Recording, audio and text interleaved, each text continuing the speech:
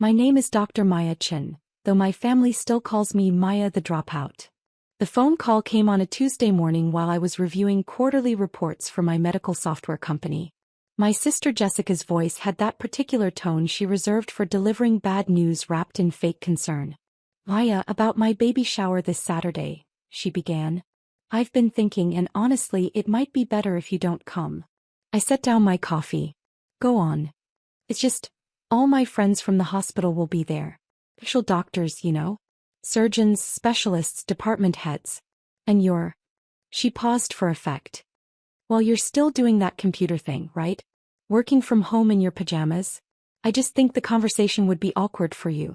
You wouldn't have anything to contribute." I looked at the 3 monitors on my desk displaying real-time analytics from 847 hospitals across North America using my surgical scheduling AI. "I understand. You're not upset, are you?" Jessica's voice brightened. "I knew you'd get it. Mom was worried you'd make a scene, but I told her you'd be mature about this." "Mom knows about this decision?" "Of course." She agreed completely. Actually, she said it was probably for the best. You know how you get around successful people? All quiet and uncomfortable. "We're just trying to spare you the embarrassment." I pulled up the guest list my assistant had compiled. Jessica had invited 47 people, including Dr. Richard Morrison, CEO of St. Catherine's Medical Center, the flagship hospital in our city's health system and the largest client of my company, MediFlow Solutions. "I appreciate you thinking of my feelings," I said carefully. "That's what sisters do. Anyway, I have to run. Dr. Harrison is taking me to lunch. You know, my husband, the orthopedic surgeon? He's presenting at a conference in Dubai next month. But of course you wouldn't know about that kind of thing." She hung up before I could respond. I sat there for a moment, then called my assistant. "Sarah, about the Healthcare Innovation Gala next Friday. Confirm my attendance. And send flowers to Jessica's baby shower. Something tasteful. Include a card, wishing you all the best. Maya." Growing up, Jessica was the golden child. Straight A's, captain of the debate team, full scholarship to medical school. I was the weird kid who spent weekends coding instead of socializing, who chose a state school for computer science over the pre-med track my parents had planned. "Maya's wasting her potential," my mother told relatives at every family gathering. "She could have been a doctor like Jessica. Instead, she's playing with computers." When I dropped out of my corporate job at 26 to start my own company, the family response was predictable. "You're throwing away a stable career for what? An app?" My father's voice dripped with disappointment. "Jessica is saving lives." "You're what exactly?" "Building healthcare software," I'd explained. "Surgical scheduling AI that reduces operating room downtime by—" "So you're a secretary," my mother interrupted. "Scheduling appointments." There was no point arguing. Let them think what they wanted. I'd actually identified a massive problem during a hospital visit when my grandmother needed surgery. The operating rooms sat empty for hours due to scheduling inefficiencies while patients waited months for procedures. Surgeons wanted to operate, patients needed surgery, but the scheduling systems were archaic, running on software from the 1990s. I spent 3 years building the solution. MediFlow's AI analyzed surgeon preferences, patient urgency levels, equipment availability, and staff schedules to optimize operating room usage. Early beta testing showed we could increase surgical capacity by 34% without adding resources. The first hospital that adopted us was St. Catherine's Medical Center. Dr. Richard Morrison, the CEO, took a chance on an unknown 29-year-old with a radical idea. Within 6 months, St. Catherine's surgical volume increased by 41%. Patient wait times dropped by 63%. The hospital saved $8.3 million in the first year alone. Dr. Morrison called me personally. "Maya, this is revolutionary. We need to talk about expansion." 3 years later, MediFlow was in 847 hospitals across the US and Canada. Our valuation hit $340 million after our Series C funding round. I owned 61% of the company. But to my family, I was still Maya the dropout who plays with computers. Jessica married Dr. Derek Harrison 2 years ago. The wedding was a showcase of medical elite. Every conversation revolved around surgical techniques, research grants, and hospital politics. I was seated at the back table with distant cousins and plus ones nobody knew. "And what do you do?" one of Derek's colleagues asked me during dinner. Before I could answer, Jessica leaned over. "Maya does computer stuff. Nothing medical." "Derek, tell Dr. Patterson about your groundbreaking knee reconstruction technique." I excused myself early. Nobody noticed. The baby shower was scheduled at the Meridian Club, an upscale venue overlooking the harbor. My mother had insisted on co-hosting, which meant she'd spared no expense to impress Jessica's doctor friends. I wasn't hurt by the disinvitation. I was curious. You see, 3 weeks earlier, St. Catherine's had approached me about something significant. They wanted to host the annual Healthcare Innovation Summit, a prestigious conference that drew medical leaders from around the world. The keynote speaker was always someone who'd transformed healthcare delivery. Dr. Morrison had asked me to keynote. "Your work has changed how we think about surgical capacity," he'd said during our video call. "Hospitals nationwide are seeing results they never thought possible. The industry needs to hear from you directly." I'd accepted. The summit was this Friday, 2 days before Jessica's shower. Sarah had also mentioned something interesting. Dr. Morrison's wife was on the guest list for Jessica's baby shower. They'd apparently met at some hospital fundraiser, and Mrs. Morrison had taken a liking to Jessica, which meant Dr. Morrison would likely attend the shower with his wife. And he would see the photos. You see, I'd been doing my homework. Jessica's social media was public, and she'd been posting extensively about the shower preparations. The theme was medical miracles. Decorations included stethoscopes, tiny scrubs, and framed photos of inspirational medical moments. One of those photos, posted just yesterday, showed Jessica beaming next to Dr. Morrison at a hospital gala. But in the background of that photo, clearly visible, was another frame on the venue's wall, the Healthcare Innovation Awards ceremony from last year, where Dr. Morrison had presented me with the industry's highest honor. Jessica had cropped herself into a photo without realizing what else was in the frame. I said nothing. I just watched. Friday arrived. The Healthcare Innovation Summit was held at the Grand Ballroom of the Westin Harbor, with 1,200 attendees, CEOs, surgeons, hospital administrators, health tech investors, and medical journalists. I wore a navy suit and tried not to throw up from nerves. Dr. Morrison introduced me himself. 3 years ago, a young entrepreneur walked into my office with an idea that sounded too good to be true. Increase surgical capacity by 1/3 without adding resources? Impossible, I thought. But Maya Chin didn't just promise results, she delivered them. Today, MediFlow Solutions operates in 847 hospitals, has facilitated over 340,000 additional surgeries, and has fundamentally changed how we think about healthcare resource optimization. Ladies and gentlemen, please welcome the founder and CEO of MediFlow Solutions, Dr. Maya Chin. The applause was thunderous. I hadn't told my family I'd completed my doctorate. I'd finished my PhD in computer science and healthcare informatics 2 years ago, doing the coursework at night while running my company. The graduation ceremony conflicted with Jessica's engagement party, so I'd skipped it. Nobody asked why I wasn't there anyway. My keynote went well. I spoke about the intersection of technology and compassion, about how every minute of operating room downtime represented a patient still waiting, still suffering. I shared data. MediFlow hospitals had collectively performed 340,000 additional surgeries in 3 years, 340,000 patients who got care months or years earlier than they would have otherwise. We're not just optimizing schedules, I concluded. We're optimizing hope. Standing ovation. 3 venture capital firms requested meetings. Forbes wanted an interview. Dr. Morrison shook my hand with genuine warmth. You've made healthcare history today, Maya. The industry will never be the same. That evening, the photos hit social media. Medical News Today, Healthcare IT Journal, and Modern Hospital Management all ran features.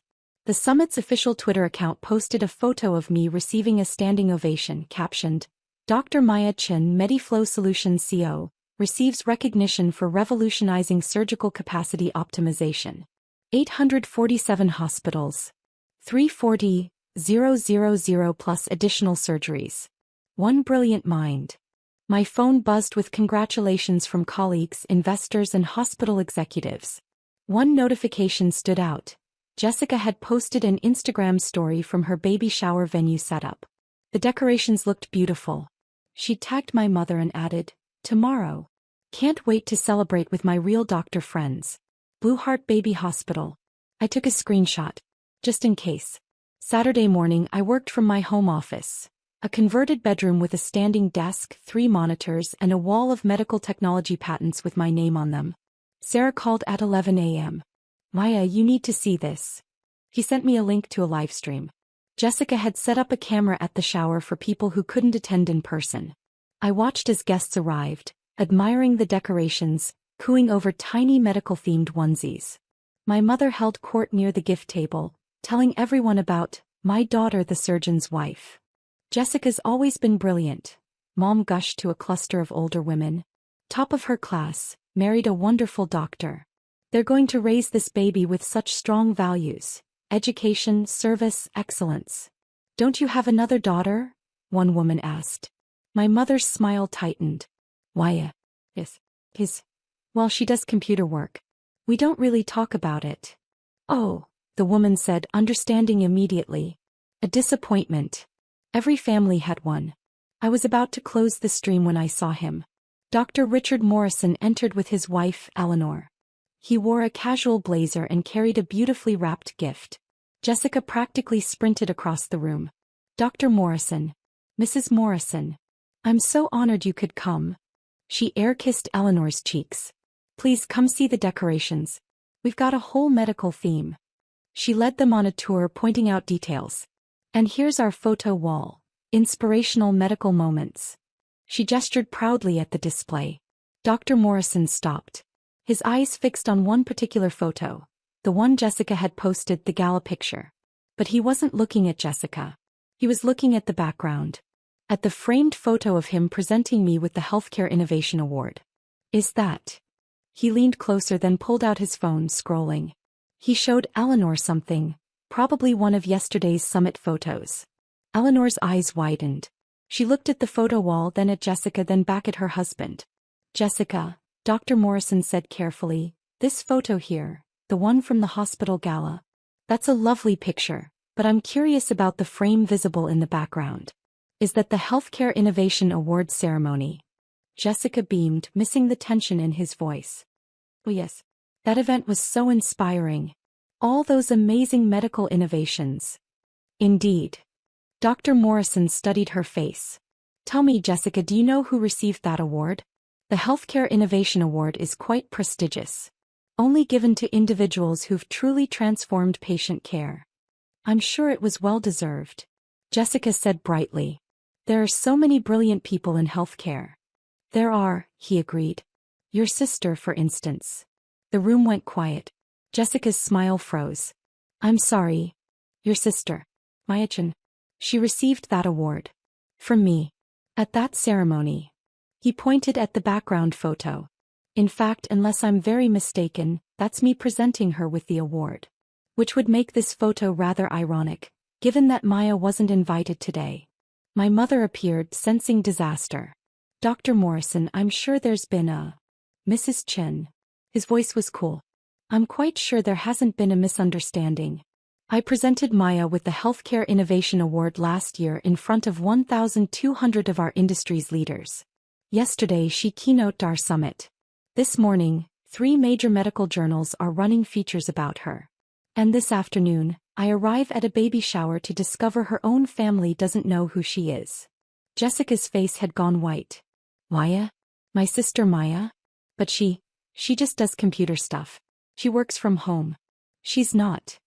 Not what? Eleanor Morrison's voice was ice. Not important. Not successful. Not worthy of acknowledgement. She dropped out of a real job. Jessica's voice rose. She plays with apps. She's not a real. She's a real doctor, Dr. Morrison interrupted. PhD in computer science and healthcare informatics. She's the founder and CEO of MediFlow Solutions, which operates in 847 hospitals including mine. Her AI has enabled 340,000 additional surgeries. Her company is valued at $340 million. And yesterday she received a standing ovation from every major healthcare leader in North America. The room was dead silent. My mother swayed slightly. That's not possible. Maya doesn't. Dr. Morrison pulled out his phone and held it up, showing yesterday's Forbes tweet. Dr. Maya Chen's MediFlow Solutions revolutionizes surgical scheduling. $340 million valuation, 847 hospital network. PhD innovator receives standing ovation at healthcare summit. The photo showed me on stage, confident and smiling. This Maya? He asked quietly. The one who wasn't invited because she'd embarrass the doctors. Jessica grabbed the phone, staring at the photo. No, there's been a mistake. Maya doesn't have a doctorate. Maya doesn't run a company. Maya is just what? Eleanor asked softly. Jessica's hands shook. She's supposed to be the failure. I'm the successful one. I'm the doctor. I'm the one who... You're a third-year resident, Dr. Morrison said. A fine resident from what I hear, but a resident nonetheless. Your sister is transforming healthcare on a global scale. She's saving thousands of lives by making surgery accessible to patients who would otherwise wait years. And you disinvited her from your baby shower because you were embarrassed by her. I didn't know. Jessica's voice cracked. Nobody told me. How was I supposed to? Did you ask? Eleanor's question hung in the air. Did you ever once ask your sister about her work? About her life? Or did you just assume she was beneath you? My mother found her voice. Maya never said anything. She never mentioned. Dr. Morrison's laugh was bitter. I wonder why. Perhaps because every time she tried you called her a secretary? Because you seated her at the back of the wedding with strangers? Because you've spent years making it clear she doesn't measure up. He looked around the room at the assembled doctors, many of whom were shifting uncomfortably. How many of you use MediFlow at your hospitals? He asked. Slowly hands went up. 7, 8, 12 people. How many of you have seen your surgical volumes increase? Your patient wait times decrease? Your or efficiency skyrocket? More hands. Then you've all benefited from Maya Chen's work. And yet she's not here because her family decided she'd be an embarrassment. He turned back to Jessica. I came here as a courtesy to Eleanor, who thought you seemed like a bright young physician. But I'm leaving now because I don't associate with people who treat brilliance with contempt simply because they don't understand it. Dr. Morrison, please. Jessica reached for him. He stepped back. Save it. I've seen enough. As he and Eleanor walked toward the door, he paused. By the way, Jessica, your hospital, St. Catherine's, where you're doing your residency. Maya's software runs your entire surgical department. Every surgery you've assisted on for the past 2 years was scheduled by her AI. You've been working in her system, benefiting from her innovation, and you didn't even know it. He left. The room erupted. Guests clustered around phones, searching Maya Chen MediFlow. Gasps and whispers filled the air as search results appeared. Forbes profiles, TechCrunch articles, Medical News Today features, photos of me at conferences, at hospital ribbon cuttings, accepting awards. My mother grabbed Jessica's phone and stared at the Forbes article. Her face went gray as she scrolled through paragraphs about my company's growth, my doctorate, my keynote speeches. $340 million, she whispered. Maya owns a company worth $340 million. Jessica was crying now. She never told us. She never said. Because we never listened. My mother's voice was sharp. Every time she tried to talk about her work, we changed the subject or made jokes about her being a secretary. We didn't care. We didn't want to know. Derek, Jessica's husband, stood frozen by the gift table, his phone in his hand. Maya scheduled my last 3 surgeries at St. Catherine's. I've been using her software for 2 years. I've been telling people how revolutionary the new system is. I just never knew it was hers. Why would you? One of the guests said quietly. None of us knew. Her own family didn't know. My phone started ringing. First Jessica, then my mother, then Derek. I let them all go to voicemail. Sarah called instead. Maya, it's happening. Social media is blowing up. Someone at the shower filmed Dr. Morrison's confrontation and posted it. It's gone viral. Over 2 million views in an hour. #MayaChen is trending. Of course it is, I said tiredly. What do you want me to do? I thought about it. About years of dismissal and condescension. About being called a dropout and a secretary. About missing my own PhD graduation because nobody in my family cared enough to ask about it. Nothing, I said. Let it play out. The next 48 hours were chaos. The shower video spread everywhere. Medical professionals across the country shared it with comments ranging from, "This is why we need to celebrate all kinds of healthcare innovation," to, "Imagine being so insecure you can't recognize genius in your own family." Forbes ran a follow-up. "The sister they left behind. How family dismissal fueled a $340 million healthcare revolution." The Atlantic published an essay, "Maya Chin and the Cost of Conditional Love, When Families Only Value Certain Kinds of Success." My phone wouldn't stop ringing. I ignored everyone except business contacts and friends. On Monday, my mother appeared at my office. A sleek space in the Innovation District with Mediflow's logo in the lobby and photos of our hospital partners on the walls. Security called up. "Dr. Chin, there's a Mrs. Chin here to see you." "No relation," I said. "But send her up." My mother looked small in my glass-walled office, surrounded by monitors showing real-time surgical data from hundreds of hospitals. "Hiya," she began, tears already forming. "I'm so sorry. I didn't know. I didn't understand." "You didn't want to understand," I corrected. "You wanted me to fit into your definition of success. Doctor, lawyer, banker. Something you could brag about at parties. When I chose a different path, you decided I'd failed and nothing I said could change your mind. I was wrong." She wiped her eyes. "So wrong. All this time you were doing something incredible and I was too blind to see it." "You weren't blind, Mom. You just weren't looking. Can you forgive me?" I leaned back in my chair. "Honestly, I don't know. This isn't about one incident. This is about years of dismissal. Years of being told I wasn't good enough. Years of watching you celebrate Jessica's every accomplishment while treating mine like they didn't exist. I'll do better. I promise. We all will. Will you?" I pulled up my email. Because Jessica sent me 17 messages yesterday. 13 of them were apologies. 4 of them mentioned that she's hoping Dr. Morrison doesn't affect her career at St. Catherine's. So I'm not sure she's sorry for hurting me. I think she's sorry she got caught. My mother flinched. She's young. She's scared. She's 31 years old and a physician. She's old enough to know better. "What do you want from us, Maya? How do we fix this?" I stood and walked to my window looking out over the city. "I don't want anything from you. That's what I've been trying to tell you for years. I didn't build this company for your approval. I built it because patients were suffering unnecessarily and I could help. I didn't get my doctorate to impress you. I got it because I wanted to understand the medical side of what I was building." I turned back to her.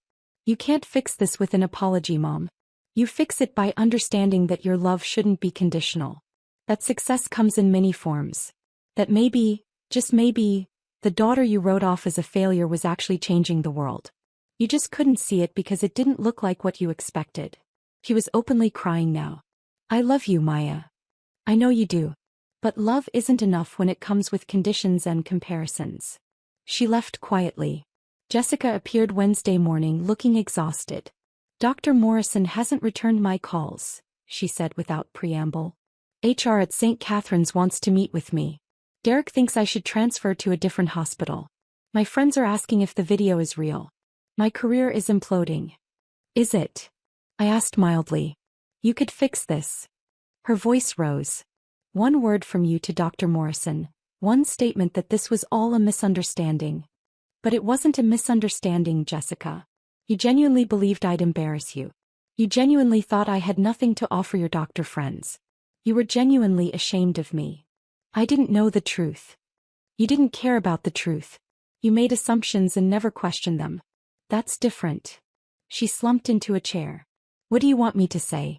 That I was a terrible sister? That I was arrogant and dismissive? Fine. I was. I'm saying it. Now will you help me?" "Why should I?" "Because we're family." The word hung between us. "Family," I repeated. "The same family that seated me at the back of your wedding. The same family that calls me a dropout. The same family that didn't notice when I got my doctorate. That family." I said, "I'm sorry."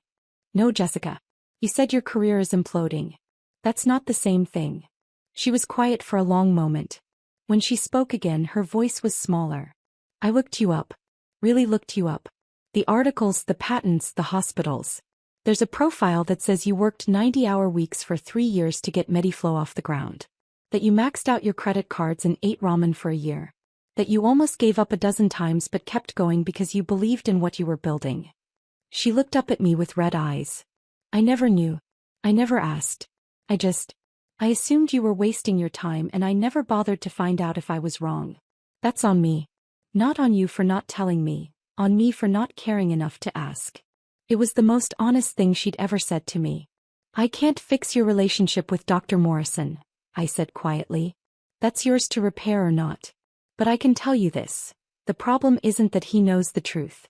The problem is how you treated me when you thought I was nobody. That's what he can't overlook. That's what I can't overlook. So that's it. We just stop being sisters. We haven't really been sisters for a long time, Jessica. We've been two people who share DNA and occasionally see each other at holidays. If you want something different, it starts with seeing me. Actually seeing me. Not Maya the dropout or Maya the embarrassment. Just Maya. She stood slowly. I don't know if I can fix this. Neither do I. But that's where we are. After she left, I sat in my office for a long time, looking at the wall of photos. Hospitals using our software. Patients whose surgeries had been moved up by months thanks to our scheduling optimization. Thank you letters from families. My assistant Sarah knocked softly. The team wants to know if we're still on for the board meeting Thursday. Of course. Why wouldn't we be? Well, all the media attention. The family drama. They thought you might need time. I smiled. Sarah, I've been dealing with my family's dismissal for years while building this company. A viral video doesn't change that. The work continues. You're remarkably calm about all this. Am I? I pulled up my laptop. Or am I just not surprised? I always knew what I was building. I always knew what I was worth. The only thing that's changed is now everyone else knows too. 3 months later, Jessica gave birth to a healthy baby girl. She named her Maya. The text message came at 2 a.m. She's here. 7 pounds, 3 ounces. Perfect. We named her after you. Hope that's okay. I stared at my phone in the darkness of my bedroom. Another text followed. Not to make up for anything. Not to fix things. Just because you're someone worth naming a child after. Took me too long to realize that. I didn't respond immediately.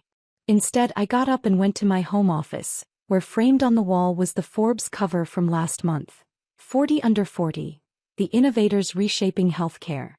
My photo smiling in front of a wall of surgical data. The article inside had a quote from Dr. Morrison. Maya Chin didn't just build a company. He built a legacy. Every patient who gets surgery months earlier than they would have otherwise. That's her legacy. Every hospital that can serve more people with the same resources. That's her legacy. She changed healthcare because she refused to accept that the status quo was good enough. I thought about the baby girl sleeping in a hospital nursery, named after an aunt she might never know.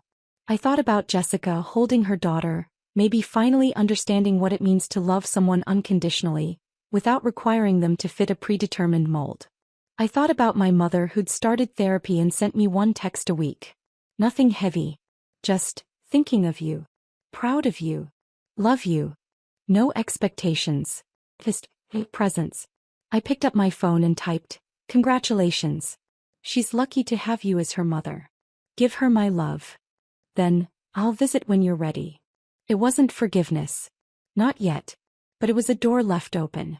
Sometimes that's enough. 6 months later, I was back at the Healthcare Innovation Summit, this time as a keynote panelist discussing the future of medical AI. In the audience, in the 3rd row, sat my mother and Jessica holding baby Maya. We'd had dinner the night before, awkward, careful but real. Jessica had brought photos of the baby. My mother had asked about my business, actually listening to the answers. I'm learning to knit, my mother had said suddenly. Baby blankets. I made one for Maya. She'd pulled out her phone showing a lumpy blue and white creation. It's terrible, but I made it myself. I'm learning that things don't have to be perfect to be valuable. Wish I'd learned that 30 years ago. Jessica had been quiet most of the meal, just listening, occasionally bouncing the baby when she fussed. As dessert arrived, she'd finally spoken. I withdrew my name from the awards committee at St. Catherine's. The one that nominates residents for recognition. Why? I'd asked. Because I realized I was doing it for the wrong reasons. For the prestige. For the bragging rights. For mom and dad to be proud. Not because I actually cared about being the best doctor I could be. She'd looked at baby Maya. I want to be different for her. I want her to know that success isn't about titles or awards. It's about doing work that matters. Now, watching them in the audience as I discussed the ethical implications of AI in healthcare, I felt something unfamiliar. Hope? After my panel, Dr. Morrison found me backstage. That was brilliant as always. And I see you have some special guests today. Hi family, I said simply. How's that going? Slowly. Carefully. But going. He nodded. Good. Everyone deserves a second chance. Even people who didn't appreciate what they had. Even Jessica? She's still a resident at St. Catherine's. Even Jessica. She's actually become one of our more thoughtful residents. Spends extra time with patients, questions established protocols respectfully, advocates for efficiency improvements. It's like she finally understood that being a good doctor isn't about status. It's about service. He paused. Though I'll admit I was hard on her at first. That shower incident. It revealed something ugly about how we sometimes treat people we think are beneath us. I'm glad she's learned from it. Later, Jessica approached me in the lobby, baby Maya asleep in her arms. That was incredible, Maya. I understood maybe 60% of it, but what I got was amazing. You'll understand more as you keep learning. Medicine and technology are converging. She shifted the baby slightly. Would you like to hold her? I looked at the sleeping infant, her tiny face peaceful and unaware of the complicated family dynamics swirling around her. Yes, I said. Jessica carefully transferred her daughter into my arms. Baby Maya stirred but didn't wake, just made a soft sighing sound. She looks like you, I said. She has your eyebrows. Jessica countered. Those determined eyebrows that say, I'm going to change the world whether you like it or not. We both laughed softly. My mother appeared, camera ready. Can I get a photo? My daughters and my granddaughter. We posed, awkward, uncertain but together. As the camera clicked, baby Maya opened her eyes and looked directly at me with that unfocused infant gaze that somehow seems wise. Hey there, little one, I whispered. You've got a big name to live up to. But here's a secret. You don't have to be what anyone expects. You just have to be yourself. The world will catch up eventually. Jessica wiped her eyes. That's what I want her to know. That's what I should have known about you. You know it now. That's what matters. Is it enough? I looked at my sister. Flawed human trying. It's a start. That evening I returned to my office and found an email from the board. Mediflow had just secured contracts with 150 additional hospitals. Our AI was being adopted in Europe. Projections showed we'd hit 1,500 hospitals by next year. But what caught my eye was a different email from a hospital in rural Montana. Dear Dr. Chen, because of your software we performed 12 additional surgeries this month. One of them was my mother. She'd been waiting 14 months for her hip replacement. She walked into church last Sunday, her first time in over a year. Thank you for giving me my mom back. I read it 3 times. This was why I built Mediflow. Not for the valuation or the awards or even to prove my family wrong. For the mother walking into church. For the patient who didn't have to wait 14 months. For the surgeon who could finally operate on everyone who needed help. My phone buzzed. Jessica had sent a photo, baby Maya in a onesie that read Future Innovator. The caption, she's going to change the world. Just like her aunt. I smiled and saved the photo. Then I returned to work. There were 1,500 hospitals to reach, millions of patients to help, and a world that still didn't fully understand the intersection of technology and healing. But they would. They always did. Eventually everyone sees the truth. You just have to be patient enough to wait for them to catch up, and strong enough to keep building while they do. I'd been building for years while my family looked the other way. Now they were finally watching. And I was just getting started.